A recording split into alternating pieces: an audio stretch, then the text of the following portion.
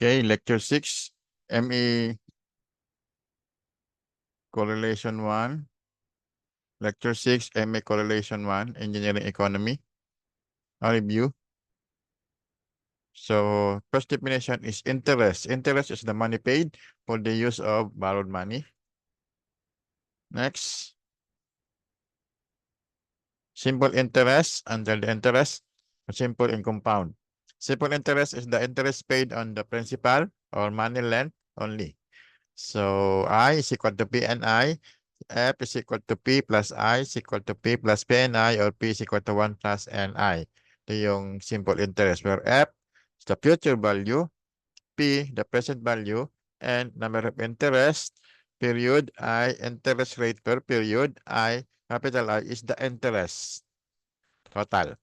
Two types of simple interest. Meron tayong ordinary simple interest. This is for 1 year, which is 360 days. Then the exact simple interest, which is 1 year, is equal to 365 or 366 days. Example number 1. A simple 15,000 pesos simple interest loan is taken out at 15% per annum interest rate. The loan matures in 2 years with no intermediate payments. Okay, hindi ito compounding. So, walang payments ba? How much will be due at the end of the second year?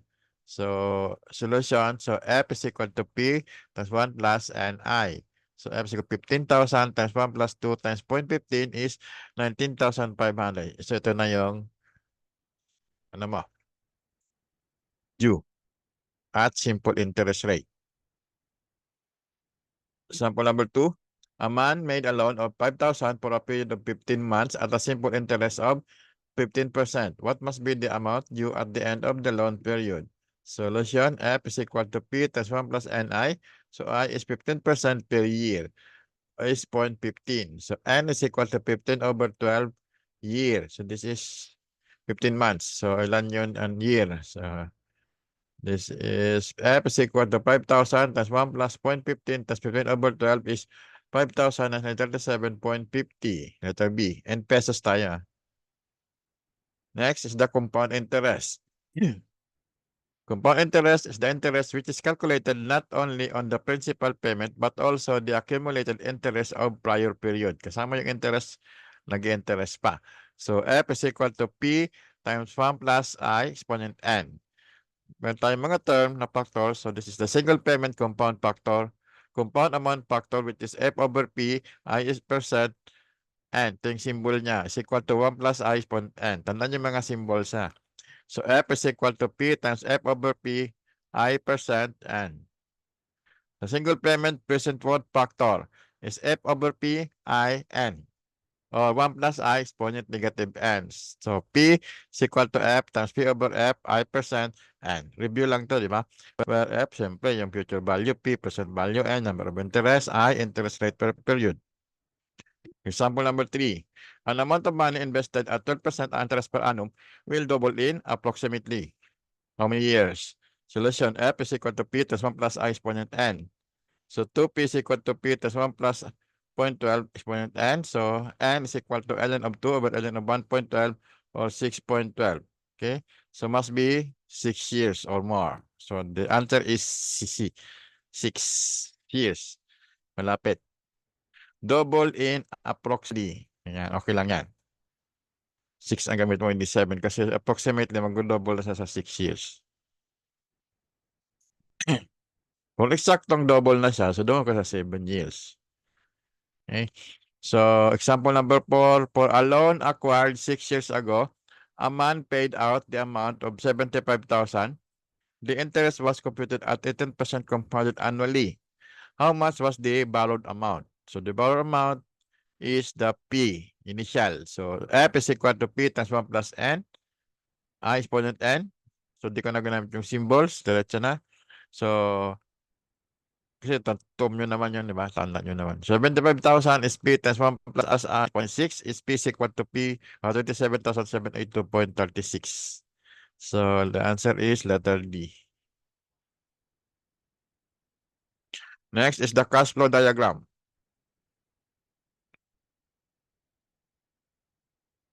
So ito pala, mga symbols to. Pag ito sa solution, pwede mong lagyan yan, pwedeng direkta na. Okay? Pag tinanong what is the single payment compound factor, so ito yung term na yan. Kaya importante pa rin sa solution, pwede yung ilagay ito. Plus next ito. Okay?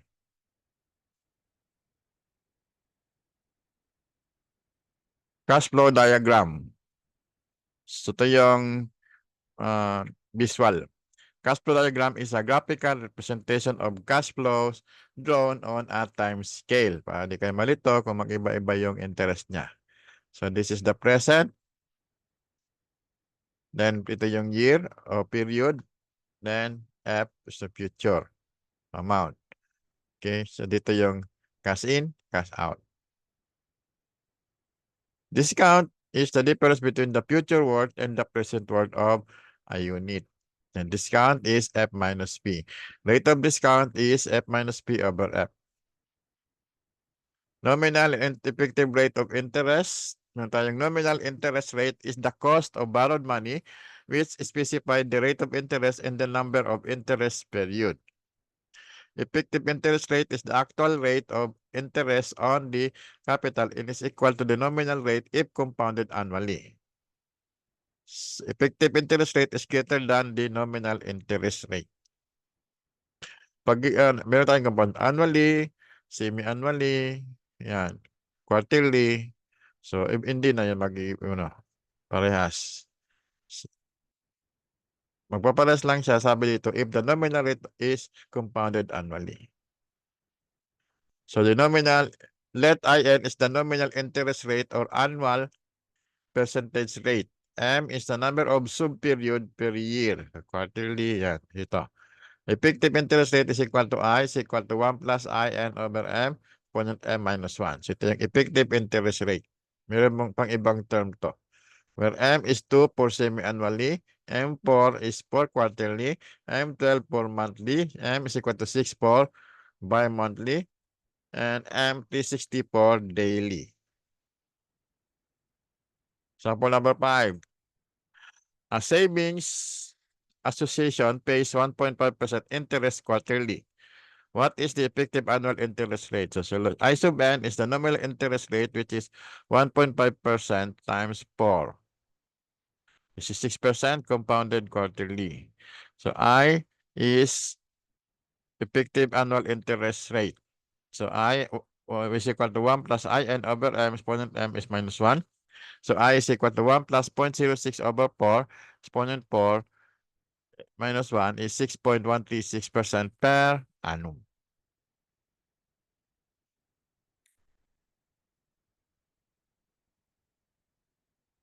So find the sample number 6. Find the nominal rate which, if converted quarterly, could be used instead of 12% compounded semi-annually. So the effective rate quarterly is equal to the effective rate semi-annually, which is 1 plus IN over 4, exponent 4 minus 1. So IN is the nominal. Is equal to 1 plus 0.12 over 2 squared minus 1. So solve for I sub N is equal to 11.82%, letter D. Continuously compounding interest rate. So F is equal to P times A exponent RT. F is the future value. P is the principal or present value. R is the continuously compounding interest rate. T is the number of interest period. Continuous. Di siya tawag doon sa may step 1, step 2, step 3.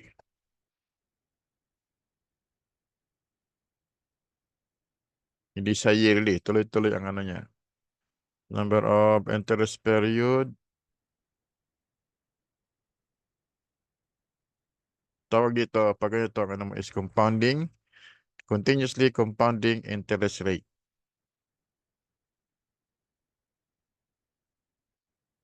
Next, annuity. Annuity is a series of equal payments occurring at equal interval of time. So, nagbayad ka ng every year ganitong amount. Amortization is a payment of debt by installment usually by equal amounts and at equal intervals of time.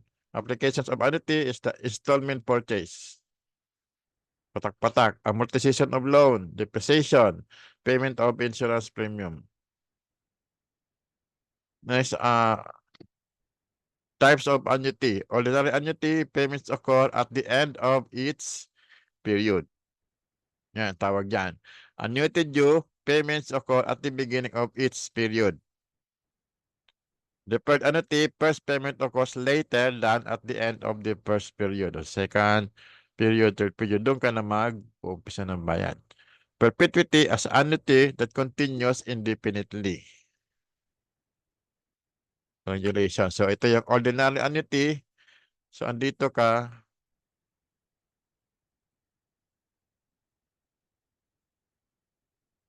First period, dito ka magpasok.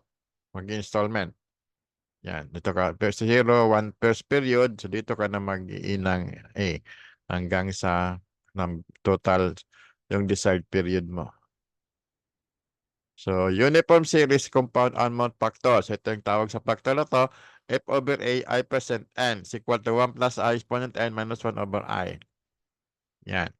So, F is equal to A times F over P, I percent N. Next, the uniform series sinking fund factor. AF I percent N is equal to 1 over 1 plus I exponent N minus 1 is F times A over F I percent N. Capital recovery factor. A over P plus I percent N is equal to I times 1 plus I exponent N over 1 plus I exponent N minus 1. Where A is equal to P times A over P, I percent N. Alam nyo P by P is cancel. So, malay na ang A. Okay? Naturo na rin to. Diba? Kasi review lang tayo. Dire-diretso na. Uniform series present one factor. P over A, I percent N. Is equal to 1 plus I exponent N minus 1 over I. 1 plus I exponent N. P is equal to A times P over A, I percent N. Where F, simply yung future value of the periodic payment at the end of N, period. P is the present value of the periodic payments. A is the annuity or periodic payment, and number of periodic payment I interest rate per period. Sample number 7. Maintenance costs for our machine are 500 each year.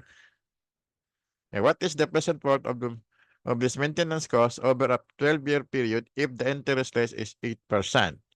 So, ito yung see the cash flow diagram. Ito yung A is 500 dyan. Then N is the 12 years. So, normally talaga after ng first period, saka ka magulog. Yan. O maintenance dito. After 1 year, saka ka mag-maintenance or 1 year. So, P is equal to A over P, I percent N is equal to A times 1 plus I N minus 1 over 1 I over 1 plus I exponent N. So, future value, P is equal to 500 times 1 plus 0.08 exponent 12 minus 1 over 0.08.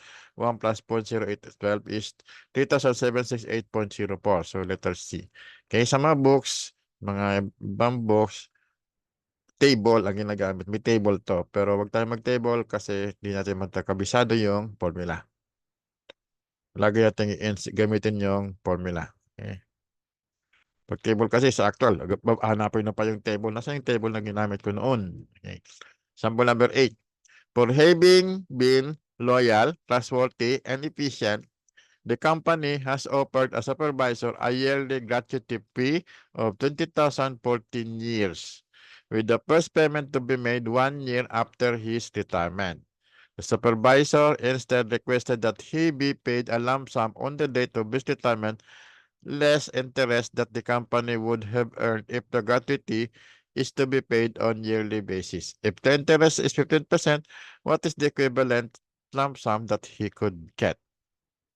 Yan, haba ng problem, ito lang ang solusyon niya. Same cash flow diagram. Okay? Ang A mo is yung 20. Okay, this is 20,000 20,000. Yeah. Yung A. Yan.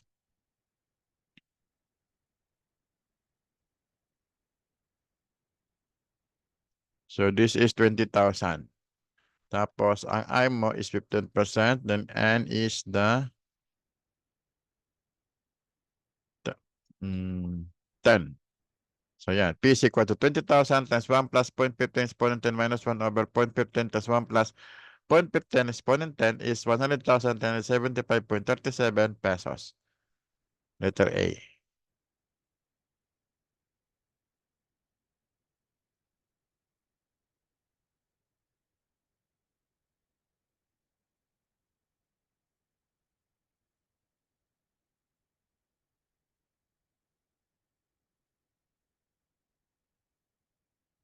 So ito yung lump sum. Yan. On the date of his retirement.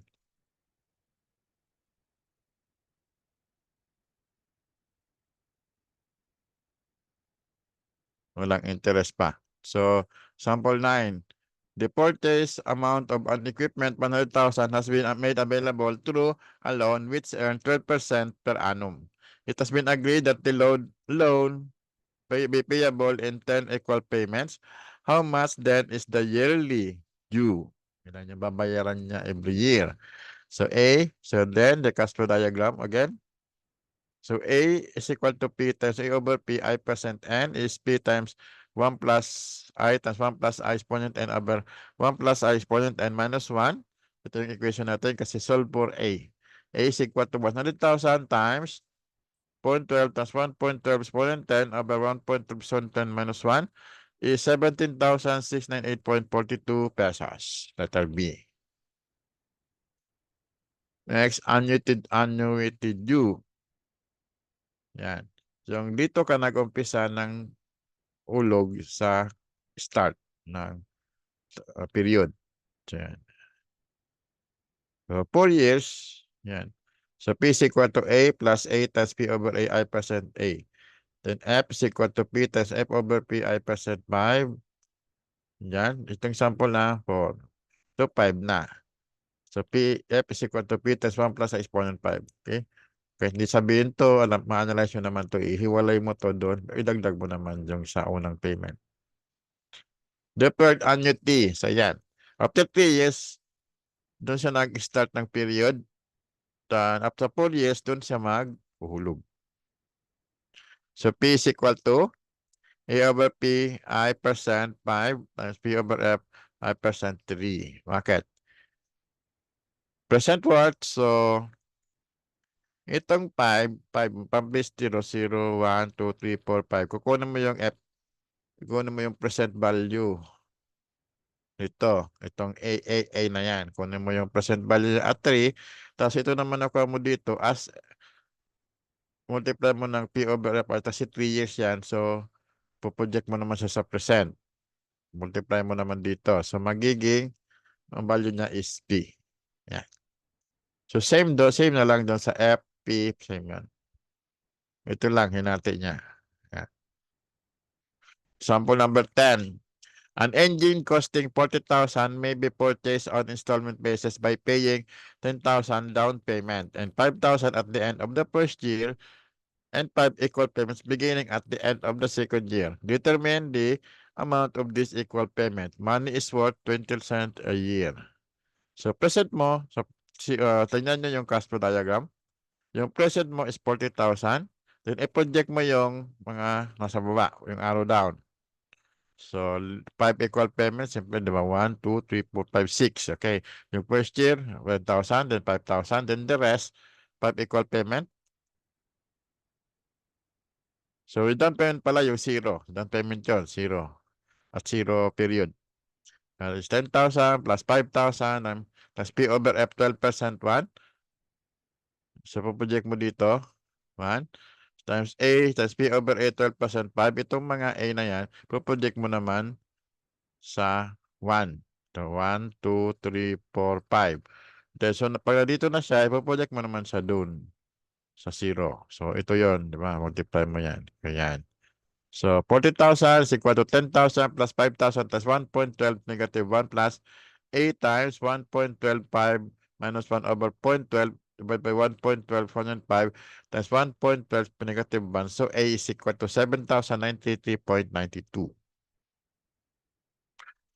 Letter D. So, example number 11. The officer of PSM may desire to award 3,600 scholarship annually to the survey mechanical engineering student for as long as scholarship funds shall last. Meron. The fund was started July 1, 1987 by a donor in the amount of 18,000. The PSMA invested this sum at that time at 8% per annum in plans on adding 600 each year to fund from its dues starting July 1, 1988 for as long as the awards are made. Okay, 600 each year. For how many years starting July 1, 1988 can a scholarship be awarded, and what will be the balance in the fund after the last award is made? So, yan. So, yun. Legend, 0 is July 1, 1987. Starting, so nag-start siya is July 1, 1988. So, ang 0 natin is 87. Yan. Started 1987. So, 1 is July 1, 1988 and so on. So, ito yun. Dito sa 600, ito yung scholarship. Ito yung ina-add, yung initial. So, kailangan anong year siya maubos. So, 18,000, plus kunin mo yung percent worth, plus 600 times P over A, 8% N is equal to 3,600 times P over A, 8% N. So, equate mo siya. So, 18,000 is equal to 3,000. Siyempre, minus mo lang to dun. Times 1.08 exponent N minus 1 over 0.08 and 1.08 exponent N. So, N is equal to 8.497. So, hindi yun ang samang sagot kasi may decimal. So, alin dyan? So, use 8. So, the answer is 8. Kasi pag 9, ubus na. Wala ka nang kukunan. So, 8, may matitira dyan. After 8 years, so stop na yung, after the last award, so, ang tanong naman is ilan yung tira. Total fund is 18,000 plus 1.08, 0.8 plus 600 plus 1.08 is 0.8 minus 1 over 0.08 is 39,698.72. So, the total scholarship is dito sa 600 times 1.088 minus 1 over 0.08. Project mo doon? Is 38,291.86. So, the balance is 1,406.86. So, the answer is 8 years and 1,406 pesos. Yan. Letter A. So, may natira. Okay. Perpetuity. So, P is equal to A over I. Where P is the present value of the perpetuity. A is equal to annuity or periodic payment. I is interest rate per period. In perpetuity, walang interest period. Diretso. Sample number 12. A fund is to provide an annual scholarship at 4,000 for the first 5 years, 6,000 for the next 5 years, and 9,000 thereafter. The fund will be established 1 year before the first scholarship is awarded. So, ito yung 0. Tingnan nyo yung cash flow. If the fund earned 12% interest, what sum must be deposited? Okay? First po, 0, 1, 2, 3, 4, 5. Gawa kayo ng cash flow diagram. First, is 4,000. Ilan siya? For the first 5 years. 1, 2, 3, 4, 5. And after nyan, 6,000. Okay, this is 6,000. 6,000 ba yung 5? Okay, so palitan nyo lang to. This is, hindi ito 5,000. Mahirap palitan siya drawing. This is 6,000. Then, 9,000. Then after 5 years, 1, 2, 3, 4, 5. 6,000 yan, hindi 5,000. So, ito yan. So, substitute na. Kunin mo yung present worth niyan. P is equal to 4,000 times P over 12%, 5%, 5 years. Punta na siya sa 0. Yung 6,000 times P over 12%, 5 years. Ito, yung 6,000 mo, pupunta lang dito sa 5, year 5. Tapos, project mo naman dito sa 0. P over F na. 12% 5 plus 9,000 over I. Yan. Saan to? Dito lang siya sa 10. Yan. Kasi dito nag 0, 0, 1, 2. So, 10. Then, P over F, kasi dyan, 9,000, dire-diretso na yan. So, P over F, 12% 10. So, dito na siya sa 0. So, mag-add na siya. So, P is equal to 4,000 times 1.12, 405 minus 1 over 0.12 divided by 1.12, 0.5 plus 6,000. Ito yan. Tapos 1.12, 0.5 minus 1 over 0.12 by 1.12, 0.5 times 1.12, negative 5 plus 9,000 over 0.12 plus 1.12 point negative 10 is 50,840. So the answer is 50,840.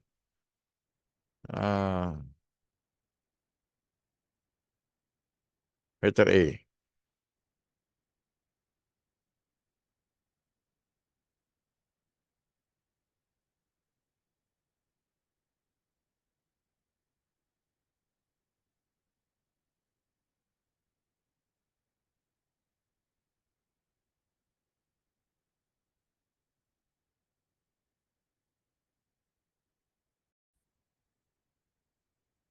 So example number 13. Ed, who was then 26 years old, planned to retire at the age of 56 years, and so he purchased an annuity. He agreed to pay annual equal payments. The payment was made on his 26th birthday, and the last was made on his 55th birthday. At present, Ed is receiving a yearly income of 120,000 per which he started receiving on his 56th birthday. Compute the annual amount that he paid for the annuity if the interest rate is 10%. So, 26 siya nag-start. So, this is now from 0 is 25 years old siya. So, 29 years old, 55, this is 30 years na siya. 56 to 758. So, ito yung hulog niya. Purpose dito, ito naman yung A1 mo is 120,000 na-receive mo ng yearly. So, dito ang required yung A. Ilan yung ihuhulog mo yearly? Solution. So, A, annuity of annual payment of annuity, P, future value of annuity, P, present value of perpetuity. Kasi diretso sa doon. So,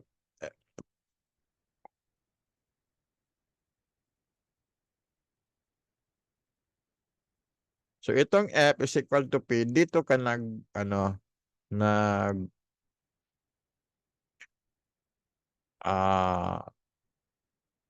compute sa point na to. So, 55 years old siya. Okay? So, dito. Pwede ka naman dito. Pwede dito tayo magagawa. So, ito yung future mo ng F is A times 1 plus I exponent n minus 1 over I is equal to present value nitong perpetuity AI over I. A1 over I. Okay, yan, dito.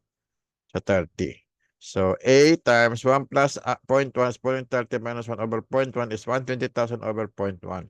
So, A is equal to 7,295.09. The answer is letter D.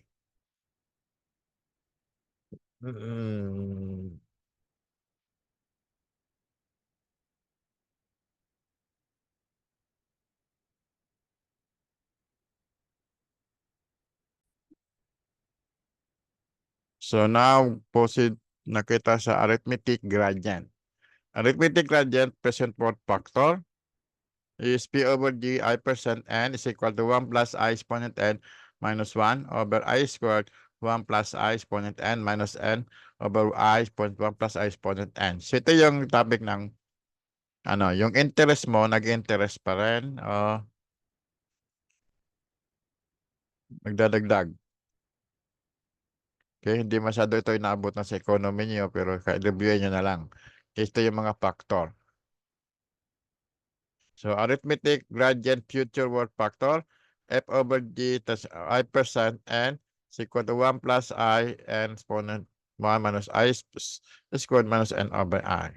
Arithmetic gradient uniform series factor is A over G I percent n is equal to 1 over I minus n over 1 plus I exponent n minus 1. Okay? So, balikan nyo kung dito sa inyo naturo. So, ito yung arithmetic gradient. So, the principal present worth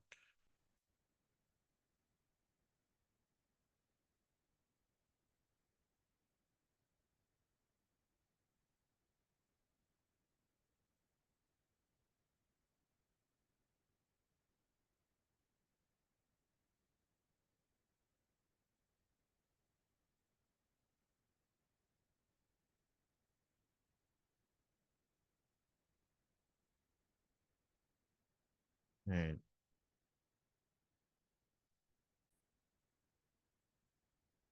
Okay.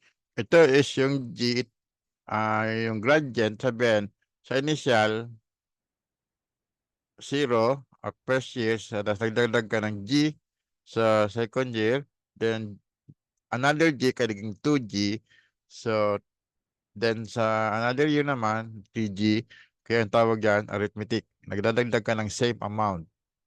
Okay, parang, tapos itong AG, ito yung equivalent niya, yearly. Then PG is the equivalent present worth ng gradient. Okay? Halimbawa, yung uniform yearly ka, may uniform kang yearly payment, yung payment mo nag-i-increase 100 a year. 500, next year 600, next year 700. Yung 100 doon, ito yung G. Okay? So where AG is the equivalent annual amount of gradient series. PG, G is equal to P over GI percent N. A over G is equal to G times A over GI percent N. May mga equation yan dito na. Yan. Ito. Okay. So example number 14. An engineer is planning for his 15-year retirement. In order to supplement his pension and offset the anticipated effect of inflation, he intends to withdraw $5,000. Na-convert $5,000 at the end of first year. And to increase the withdrawal by $1,000 at the end of each successive year. How much money must the engineer have in his savings account at the start of his retirement if money earns 6% per year, compounded annually? So, yan. So, this is the figure for 15 years. Ito yung uniform withdrawal niya. Tapos, nagdagdag siya ng 1,000 a year. 1,000, 2,000, 3,000. Ito na yung G mo is 1,000. Ito. A is 5,000, I is 6%, N is 5. So, project mo yung P is equal to A times P over AI percent N. Ito yung annual. Withdrawal mo na fixed na 5,000. Project mo sa percent. Plus G times P over GI percent N. Ito naman yung gradient mo, project mo sa percent. Dating 0 dito. So, P is equal to A times 1 plus I exponent N minus 1 over I. Plus 1 plus I exponent N plus G times 1 plus I exponent N minus 1 over I squared plus 1 plus I exponent N minus N over 1 plus I over 1 plus I exponent N. So, future values, P is equal to 5,000 times 1 plus 0.06 exponent 15 minus 1 over 0.06 by 1 plus 0.06 exponent 15 plus 1,000 times 1 plus 0.06 exponent 15 minus 1 over 0.06 squared by 1 plus 0.06 exponent 15 minus 15 over 0.06 times 1 plus 0.06 exponent 15 is 106,116.59. Yan. Ito yung answer mo. The answer is D. Okay? Pagbasa ka ng formula, sundan nyo na lang yung binabasa natin. Hindi na kasi namabasa yung mga bracket. Hindi na mabasa yan. Geometric gradient. So, ito naman is hindi siya arithmetic, di ba? G, tapos sunod 2G, 3G, 3G, 4G. Sa geometric naman, ito yon. Iba na ang symbol, small letter G. So, A1, start mo A1. Then, umpisa mo is A1. Next mo is A1 plus 1 plus G. Next, nagma-factor ka ulit. Nagma-multiply siya. 1 plus G. Nag-multiply siya, okay? Yung first payment mo, nag-multiply siya ng anong factor. Yung factor mo is yung 1 plus G. Yan, times 2. So, G is 1 mo. Yung percentage lang, tumalit lang tong percent. So, PG is equal to A1 plus 1 minus 1 plus G over 1 plus I exponent N over 1 minus G. For G is not equal to 1. For G is equal to 1, A1 is equal to N over 1 plus I. G is equal to I. Okay.